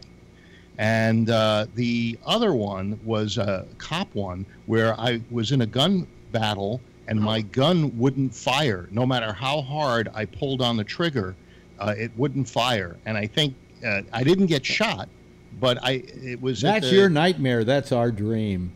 Yeah. Which one of those theories you want to try right now? You want to go to the window, or you want to try your gun? Go to your roof and try to fly. No, don't have any of you had that flying reoccurring dream? Flying dreams. I think that one's common. Flying dreams are very common. Yeah. You can't talk. Really? I wonder what that means then. Yeah, I have, believe it or not, I have a lot of reoccurring dreams in which Sirius occurs. What do you mean? Like what? I'm there, or I'm in the building or something, and then they've changed the whole layout and I can't find my way around. Just strange shit like that, Yeah. I used to have them a lot when I was first fired. I used to, that first year was very rough on me. Yeah. But anyway, so anyway, we got, we have Sessions, the Attorney General, coming out today and essentially telling Trump to go fuck himself. Basically, what he was saying. Well, he defended himself. He said that he, because of him, there's a lot of judges that were pushed through their, the thing to get approved, and he says he's had a lot to do with that, and he has. But I can understand, Trump being a little pissed off that the guy recused himself because he had a 20-minute meeting with some Russian guy. No, but that's some Russian guy. That is every reason to recuse himself, and I thought that was a very honest thing for him to do. But you don't consider that traitorous, No, right? You don't consider that a failure of trust. That's only an egotist would come up with that attitude. That, you betrayed me, you rat. Yeah. You dirty rat. Rat stink. Trump always trying to label people. But in on that Fox interview, he went after Sessions, saying, Sessions, blah blah blah blah blah, and so Sessions today really just said, hey, he said he's never done his job, was what he basically said. And Sessions said, I started doing my job the day I got here. And I'm working with some of the finest people around, and that's defending the honor of the Justice Department. And that breaking of Sessions with Trump, there are a lot of people starting to abandon him now. People who were doggedly on his side and doggedly with him. I mean, what's his name? Cohn said he'd take a bullet for him. 80%, or they said 80 or 90% of Republican voters are behind Trump. So, and they were saying that when Nixon was going through, what he went through, his ratings were very low with Republican voters. Yeah. Trump seems to still have a lot of backing. Yeah. Well, it's gonna wane. Believe me. But there's 50% Republican voters now than there were when he took office. Okay, but let me go to James Lee in Hawaii, because I don't know how long he can stay with us. Hello, James. Oh, how you doing, Mr. Bennett? Yeah, we're surviving. Yeah, how bad is it out there? Heavy rain. All schools are closed. No post office delivery. All the banks are closed. Hawaiian Air shut down the airport. No flights into Honolulu. All the dialysis units have closed, so there's no renal dialysis going on the Big Island. Hilo Medical Center is strictly for emergencies. The rain is coming down. We've had in the past 12 hours about 10 inches of rain. I don't have flooding at my place, but I can't get into town because 4 miles of the road's kind of washed out. Wow. So, we got 14 days of food and, a lot of lima beans in cans with a manual can opener. I'm stepping outside here. You can hear the rain coming down probably in the background.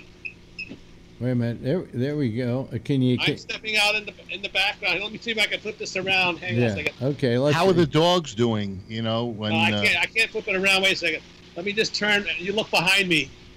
Yeah. Yeah. Oh boy. Wow. Yeah. I don't know if you still copy. It's overcast. Yeah, we see you. Oh yeah, it's overcast. The rain is coming down. You copy? Yeah. Yep. And 4. Copy. Wow. Look at what that's pouring out of the gutter and downspout. And you wanted to move to Hawaii, Phil. They get a lot of storms. Yeah, but it's beautiful. Well, well, ever since Renee moved there, they've had volcanoes go off and hurricanes. Maybe she's the goddess of. Maybe she's Pele, for all we know. Not a lot of wind, though, that's James? the rain coming down out there. Yeah. It doesn't look like a lot of wind, though, really. Yeah, well, the green, everything grows fast. Weeds are gonna grow in 3 inches in overnight, literally out here. And with this kind of rain coming down, I don't know if you can hear it in the background. It's coming down. Well, every day of your life there, you're fighting the jungle, right? It's everything wants to grow back. Don't they expect 24 inches of rain? Anyway, you can't find a can of fruit cocktail in the stores here. Yeah. Now, will all this rain put out the volcano? No, sorry. Well, Kelly keeps going on her own, and that's another problem, gentlemen. Because we have about 1,000 families homeless, they've been living in tents in the park. Well, with the storm coming in, they all got to go into the high school gymnasiums or the Red Cross shelters. So, it's pretty packed up around this joint. Wow. Wow. The restaurants are all closed. Safeway is, they shut down. You can't get a roll of toilet paper. No more bottled water. The last Young Brothers barges, between islands, the last sailing was yesterday. Mm-hmm. So no dockings for the next week. Wow. All the big ships in Pearl Harbor, the battle group, the Navy battle group had to go to sea. The carriers have all left. Can you get water from the rain? Can you collect it? I have catchment right behind me. Yeah. And you see my downspouts. That's going into a 10,000-gallon tank. Wow. Okay. But the issue is if I lose power, then I can't flush the toilets because my pumps won't work. Oh. You have a generator? Generator. Oh, yeah. Wow. Hey, that's paradise, gentlemen. Where are you in Hawaii? Say again? What part of Hawaii are you I'm on living the Big Island of Hawaii. I'm 200 air miles southeast of Honolulu. No, I know. I've been to the Big. Islands. I know. I've been to the Big Island. Honolulu is on the island of Oahu. You remember that, Mr. Bennett? You were there. Yeah. I've been to the Big Island a lot. I just was wondering where the on Big Island, of course, is the island of Hawaii. And Mr. Meyer, you want to go to the island of Maui. Maui's getting whacked right now. Yeah, Ray, I think he's near Hilo. Yeah. In fact, Maui, two of the main roads are shut down, and they got real problems because you got people isolated there. Yes. Well, I worked in Honolulu, and then I also went on vacation to Kauai. So I know at least 2 of the islands. And of course, the 9th island of our state is, of course, Las Vegas. And everybody from Hawaii loves to go to Vegas. You know how Asians, we love to gamble. Yeah. That's the 9th island. By the way, is the Lepers Island? Do they still have lepers on there? Say again? Do they still have lepers on the Leprosy Island? What's the name of that island? Oh, Molokai. Yeah, Molokai's at the end of the chain, so they're not sure. They've got a hurricane watch on, not a hurricane warning. Or we're on a flash flood advisory right now until midnight tonight again. Yeah, but now my question is it still a leper colony? Not really. Hansen's disease, of course, the U.S. Public Health Service has a hospital there, but there are only about 20 patients. Most of the patients can be integrated into society with medication. Yeah, okay. Which island did they bomb and have all that ordnance on that they don't allow anyone on? Well, for the natives, where I'm living right here, we got a lot of unexploded ordnance at the Ho'akaloa Range at 3,000-foot altitude. The military has about 280,000 acres of fun and games, military reservation up at Saddle Road. A couple miles off of the coast of Maui, there's an island. And Maui there was an artillery range just outside of Maui, and they were blasting stuff. But here we are on the Big Island. We could shoot anything from a 22 caliber pistol to 30 millimeter and, napalm and the Daisy cluster, the 15,000-pound Daisy cluster. I thought Hawaii didn't allow gun ownership, and if they did, it was very onerous. Yeah. Hey, anyway, gentlemen, I better get out of here. It's okay, well, we thank you. We probably hear the rain, and I might lose the signal with Uncle Skype. Mr. Bennett, you take care. Thank you so much. Gentlemen, and stay. Like I said, we're hanging in. Yeah, stay. Not gonna give up. Stay safe. Like I said, we're retired but not dead. So I'll chat with you all later. Aloha. James, you guys take care. Is your radio working, James? Yeah. James, is your radio working? I don't know if he heard that. Can't hear me. Yeah. Oh, well. Okay, there he goes. James Lee, ladies and gentlemen, reporting from Hawaii. Okay, that's live from a live weather report. Yeah, isn't that good? Huh? I think he's in Hilo, Ray.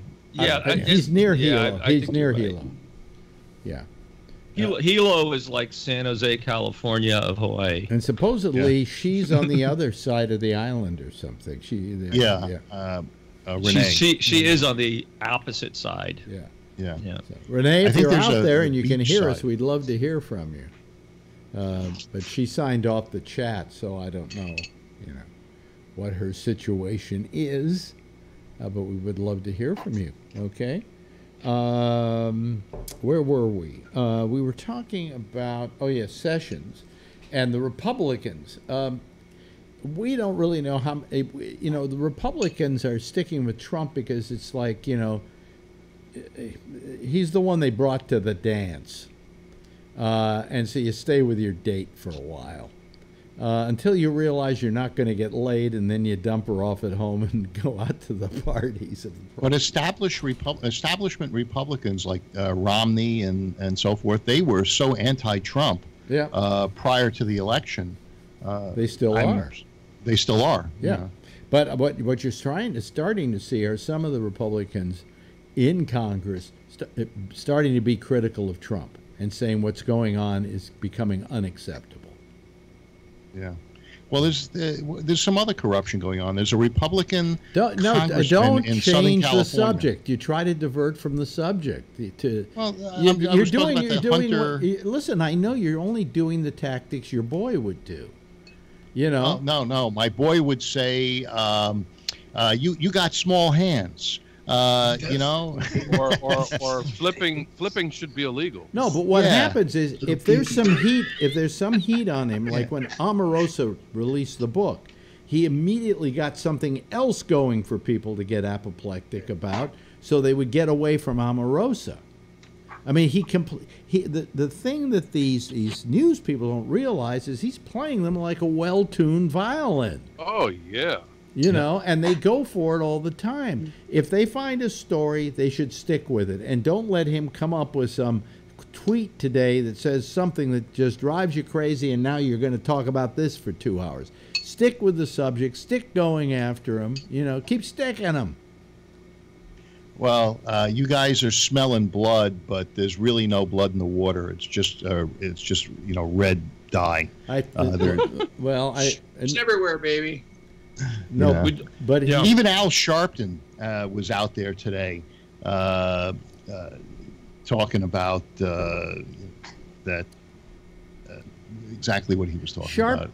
Exactly. Whatever he was talking about, he was talking about it, and that's why you brought it up. No, he was saying something negative. He was also saying something about South Africa and the stuff that's going on. Well, he was trying to because they're white people. No, he was trying to explain the situation and what historically it has been in Africa, and that Americans can't completely understand what's going on there if they don't understand the bigger picture of what apartheid was all about and how it affected them socially, and where they are today. It's a whole deeper story than just the one that the president is suddenly talking about, and he did that as a to defect from all the stuff. If it's the same, it would be just like all the American Indians would come in and take over the radio stations because this country was originally their country, and so they throw out all the disc jockeys. And what is that? What are you saying? What is that even about, well, Phil? hey, they're going in. Are you saying? You know farms. how I'm going to make this relate to Alex? I'm going to say Indians come in and take over disc jockeys. What? Reservations, though. They got to casino. Yeah. So what's happening in South Africa? They're killing these people. Phil, I'm putting you in the timeout box. All right. I'm putting yes, Jeff. I think Phil has been taking too many pills. All right. I'm ready for this. Are you taking the right amount of medication? You better check your pills, Alex. He's just getting too much blood now to him. Yeah, that's what it is. That the blood's flowing too much to the brain. Yeah. Anyway, what I was trying to make the comparison that it's just as stupid to take these people and kill them and take their land as it is if the American Indians would decide that they were going to take the country back.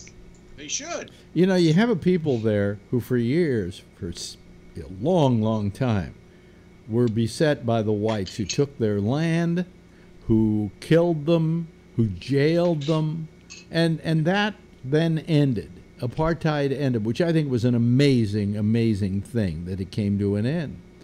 Mainly because the whites realized that it wasn't doing them any good either, the world came up and rose against it. The history of that has to be factored into anything that happens afterwards, and we have no ability. I think what I heard Reverend Sharpton, and I'm not a big fan of his, as you know. I think he's an ambulance chaser personally, but that.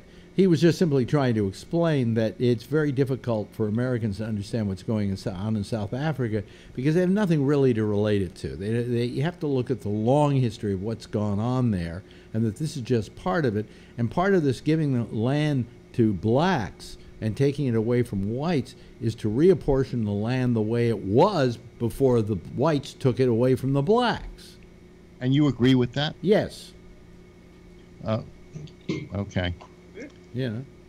I just think that's crazy. It's as weird as the Me Too movement and judging somebody by their actions. What's wrong with the Me Too movement? What's basically wrong with the Me Too movement? Well, because what it does is, with the Me Too movement, they're judging people based on behavior that was sort of acceptable at one time, and now it's. But at the core of the Me Too movement, it's got its heart in the right place. It's just that some people are going overboard with it, and I agree with you. You don't think that killing whites in South Africa is going overboard? Nope. No. It's been hundreds of years. The Dutch. Why are you bothered by it? Because it's whites? No, I would be bothered by. Were you bothered by? Wait a minute. I saw a movie. Were you bothered extremely by apartheid? Did you go out and demonstrate against apartheid in Africa? No. No. But, okay, then don't tell me that all of a sudden you're caring about the same thing happening to whites. I saw a movie called Hotel Rwanda. And the funny thing was about that movie it was a hilarious movie. It was a comedy. I had no idea of what was going on and the genocide that was going on. And well, I did, Phil, because I paid attention to those sort of things. Yeah, but the news didn't really, mention that stuff very much. The Tutsis and the Hutsus? Yeah. Tutsis and it was all over the news all the time when that was happening. Yeah. Wow, I amazing, remember. right? Just so the news people could say Tutsis and Hutsis, whatever. I don't know, it was a big deal. I didn't like that, and I didn't like what was going on in Well, you didn't Syria. like it once you saw the movie, but you didn't like it while you didn't hate it while it was happening. I wasn't aware that it even took place, and that's what they said during the movie, that there was the Western world wasn't really aware of what was going on between those two peoples, and the Hutu and the Tutsis. It's. So you may have been aware of it, but there's a lot of people in the West that had no idea, and I was one of them. You didn't even know about the song "Toot Toot Tootsie Goodbye"?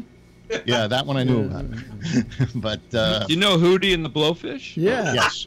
Well, that I know. It was a Tootsies and a Hootie. More than you're admitting. Anyway, hello to Jack Bishop, by the way, who has the show right after this one. Yes, Jack. Hey, good to have a chance to drop by. Phil, did you know who introduced America to Tootsie Goodbye? Was that the gold record you got? Hoffman. No, it was Al Jolson. That's right. That's right. A white guy. No, he was in blackface sometime. Oh, yes. A fine job of it was. It's a step in the right direction. Hey, Phil, this thing about people getting killed, these farmers in South Africa, where are you getting that? He's got it from the American Nazi Party, because that's where the rumors originated here in the United States. I watch CBSN and CBS. Yeah, but you didn't see it there. You heard about it from Tucker Carlson, who got it from the Nazi sources. I read a lot of international newspapers and websites. I haven't seen jack shit about that. Are you aware of it? I've been aware of that being hurled around, just like the guys over at National Enquirer have stories about space aliens talking to Democratic presidents, but it's about the same level of truth. Now, here's what's happening. And yes, the government of South Africa is looking at land ownership reform in that country. For years, almost 100 years, outside of certain settled areas, Africans could not own property in the Union of South Africa. Just like Chinese couldn't own property in this country until 63, 64. Yeah. So that's what's really going on. And I'm looking at the NPR website right here, and it says that there have been murders down there for a number of years, but they've been declining over the last 10 years. And this was an article from today. The murders in South Africa of farmers has been declining over the last 10 years. And that usually is a situation that happens when people feel that they are not being treated equitably by the government that's in power. I'm so damn surprised we haven't had more of that in this country. Well, you know what's interesting is what you said, Ray, is that this is something that has been going on, and as you say, according to what you're reading, the statistics on the number of murders that way have declined. But the way, if you listen to Tucker Carlson and if you listen to the American white power people, they're acting like it's a whole it just started happening. Yeah. According to this, it says AGRASA, this organization, the number of murders per year has declined to less than a third the number recorded 2 decades ago. Yeah. And after diving into decades of data, the BBC concluded its extensive fact check last year by warning against drawing conclusions at all. So, hey, I'll give you some kindling for the fire. Trump under fire for claim of large-scale killing of white farmers in South Africa. Seems that President Trump on Thursday tweeted a disproven racial myth about the killing of white farmers in South Africa. Right. And then the fact check, 400 white South African farmers murdered last year. And that's Australian Broadcasting. Well, that's a lot of farmers. Yeah. I didn't say that wasn't true. I just said what I read is that it's been going on, yes, but it's less than a third than it was decades ago. You have to remember, this is a strife that was going on between the whites and the blacks in this country for 100 years. But Ray, if you're not listening to me, Phil. I just said so. 2 decades ago. Phil, look at me. I'm talking to you. Yeah. You should talk back to me. I'm saying to you that this has been, apartheid went on for how long, Jack? 100 years, more than that. Oh, well, let's see. It actually apartheid started with the Dutch. No, it didn't. Not in the Union of South Africa. That really went into effect in the 1920s, the way they ultimately made it play out. But the thing is, hey, according to you, Phil, they're killing that many people every year in Chicago, right? Every week. But so your only bitch is when it's what black folks killing white folks as opposed That's to not true. You can't pull a race card on this. Because it's an American card and you've got one in your deck too. The reason that there are fewer whites being killed, would you become a white farmer in South Africa if you knew that they were killing them? They'll go to some other country and farm. In most of those cases, the folks that have those farms have owned those farms for almost 100 years or longer. So their families were and great-grandparents and great-great-grandparents were the ones that Phil,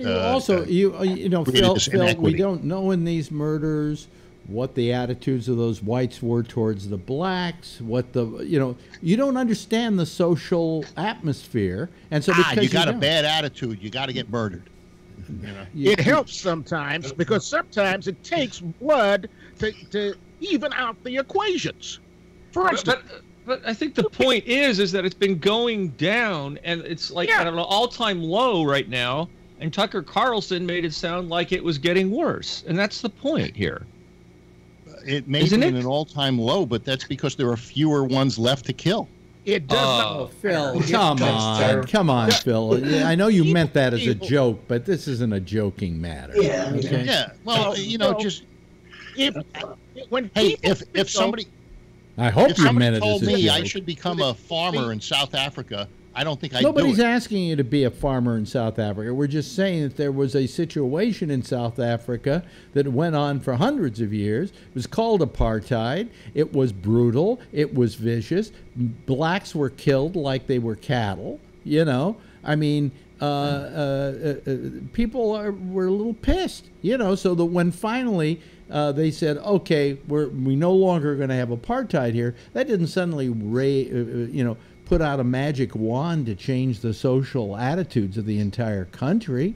There was a lot of hatred there. Blacks hated whites for what they had done to them for a long time. They had taken their property. They had not allowed them not to own property. All those things were going on. They did that to the Jews in Europe. No, but what I'm saying is, how dare Tucker Carlson this the damn country, didn't you? How dare Tucker Carlson, with his white bread attitude, even try to impose what's going on in that country and pretend like it's something that it isn't because he read something about it in some white power magazine somewhere, and then the president picks it up and tweets it. Because the only thing he knows about the news in any other country is what he hears on Fox. Yeah. And he tweets it for political reasons because he knows that a big hunk of his supporters view the world the same way. Yeah. Including you, Phil. Yeah. I'm looking at the Huffington Post. And they're saying, are attacks on white farmers really racially motivated? And they say, here are the facts. Let's see. Every time I look at something in the damn phone, there's 300 ads that you have to go through. Yes, there's a problem with farm attacks and murders in South Africa. There's also a problem with violence and murder in the country as a whole. All right. So they got a lot of problems. And I think they've probably got proportionally the same amount of problems that we have if you look at our gun violence. I find it very interesting, by the way, and you and I didn't get into this last night, and I regret not doing it. When you decided that you would become a police officer, you picked a town with a predominantly minority population to police. They picked me. Well, you took them up on it. Yeah, nobody else asked. It was the only game in town. I think if you were to experience things from the perspective of somebody who was Asian or somebody who was Hispanic or somebody who was black, you would have a completely different take on some of this stuff. Well, I got to see all of this. It's almost as if you're floating. Hey, listen, pal. Seeing it is one thing. Experiencing it is another. Yeah, but you get to see and experience what other people are going through. Hey, I'm sorry. It's not the same. Not the same. Yeah, I had a call where I show up and there's a guy sitting on the sidewalk and he's got a knife sticking in his stomach. And I said, "What happened?" He says, "My roommate stabbed me." I said, "Why'd he stab you?" He says, "I ate his food." That gives you pause. I mean, you can't see these things and experience this kind of stuff. And is that where you got? Is that where you got all this empathy from, Phil? Yeah, I'm a very empathetic. To begin person. with, I don't know if I would walk up to some guy with a knife in his stomach and say, "What happened?" He'd probably say, "I have a knife in my stomach." Well, he was the victim. I had to take the report, and call for an ambulance. And you pointed out something just a moment ago. Because as most police officers do know, most violent crime is not amongst strangers, it's amongst people that know each other. Yeah. Am I right? That's true. That's true. Yeah, But all I'm saying, I think what's being lost here is our president, our racist president, and I'm going to say that, he absolutely is a racist, no question in my mind about it, chose this story because he heard Tucker Carlson talking about it, so that's where he gets all his news and information. But he picked up on this story because it was about blacks in another country that he could somehow, I don't think so. It's rile against. It's about genocide. He's a fucking racist. I don't think you can give the guy that label. I think this is genocide. He's a racist, and he is, genocide. and I'm going to say this outright, Phil, he's not only a racist, but he is a traitor. Well, you're going to lose your credentials, too, just like that Brennan. No, I'm not going to lose it. He is a traitor. He has betrayed our country by doing business with a foreign power. I don't think so. We always do. No, you business don't with foreign think power. so, Did but Hillary the Clinton? evidence is starting to build up that what went on in Trump Tower amounted to treason. Well, we'll see. We'll see. You want to convict him before there's a trial. No, I don't want to convict him. I want to whip his ass No, at the polls. I don't want to convict him. I want to see him put on trial. Exactly. That'd be interesting. Exactly. I guess to answer questions. This man has gone beyond just being a bad president or a questionable president like we would question what George Bush did and things like that. He's become an outright traitor. He is using this country as his personal coffer to try and get wealthier. I don't think so. And the things that you think you don't are think illegal. So. You don't think so. The difference between you and me is I know so. Well, the things that you think are illegal aren't. And just like people are now talking about the John Edwards situation. No, who cares about John Edwards? That's a whataboutism. That's going it's case off law. No, it was how that decision came down, and he was acquitted. He wasn't. The question here wasn't making deals with another government to rig an election. But I don't think he made deals with another government to rig an election. I think that our porous. What if Mueller comes out with that conclusion? Then what would you think about Trump? You're going to blame Mueller, aren't you? You're going to blame Mueller, aren't you? No. If that was the conclusion, I would think that's he shouldn't have done that. He's supposed to represent us. Okay, well let's just wait now. I want to see you come here and say, "I'm sorry, everybody." Okay, and what's going to happen when they prove that he didn't do anything? Well, then I will have to say the bastard got away with it. Yes, Jack. But here's what I find very interesting. There were a whole bunch of U.S. senators on the Republican side of the aisle today that had nothing to say about what happened over the last 24 to 48 hours. Many of them were the same people who 20 years ago were saying, hang Clinton. for next to nothing. Yeah. They convicted and Cohen admitted to and pled guilty on crimes that had nothing to do with Trump. Oh, wait a minute. Wait a second. Oh, you're that's wrong. Right. Phil, you're wrong. And you're this wrong. You're probably paying you're for the hookers. You're probably thinking that's not illegal. No, no, it is illegal, Phil, under certain circumstances, and that's what they're trying to figure out right now. Yeah. It wasn't a matter that it was his money. If it was his money, first, he can't have it both ways, Phil. He can't tell the public like he did yesterday that, well, I never heard about this till it was all over with, and then say, well, I use my money to do it with. You can't have it both ways. And we heard the tape. We heard the tape with him talking about it, so we know that he lied. We know that he knew about it at the time it was going on, and yet he's lying. It's not illegal to lie to the press. No, that's what you're being. You're trying to hold him to the same standards as if he was under oath, and that's what's called the perjury trap, and that's why he won't testify. You're called integrity. Wait a minute. I want to say this. We need to quit using the word impeachment, that I word, and start using the I word indictment, because we have no case law. You can't indict a sitting president. There is no case law about it. Well, if you can, of course you can.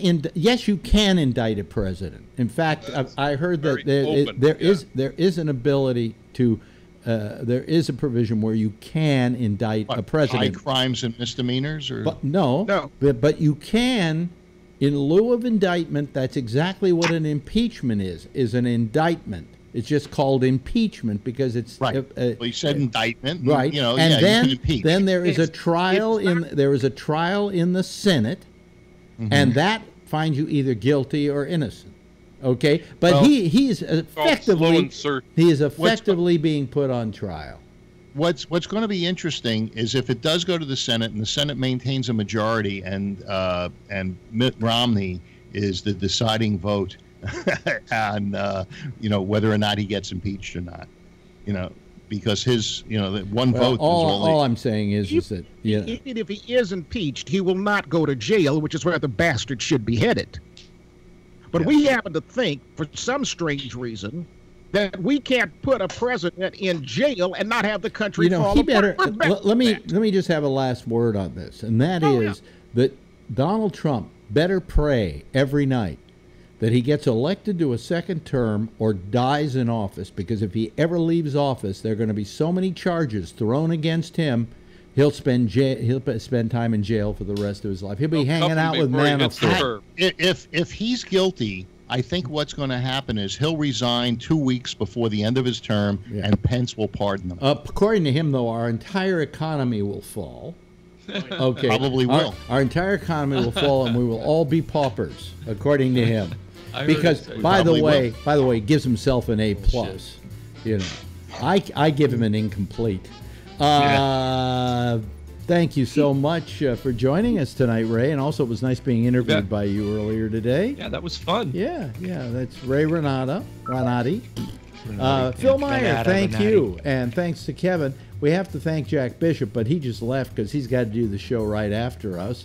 Of course, Scott Boddicker, great to hear from you tonight, as well as Jeff Stein. And Tony, he didn't say much, but always nice to see your ugly mug on the screen. If that Shakespeare had glasses, it would look like Scott. Hey, everybody. wave goodbye, okay? Give a wave goodbye. There they go. That's the Citizens Panel, ladies and gentlemen. That's it for tonight with them. Let me just turn off the Skype lines here so that I can... okay. So the next show can use the Skype lines, which you have the ability to do. Okay. Anyway, let me see. Where am I? I just got to find things here. Oh, there we are. The next is Jack Bishop, the guy you saw here a moment ago.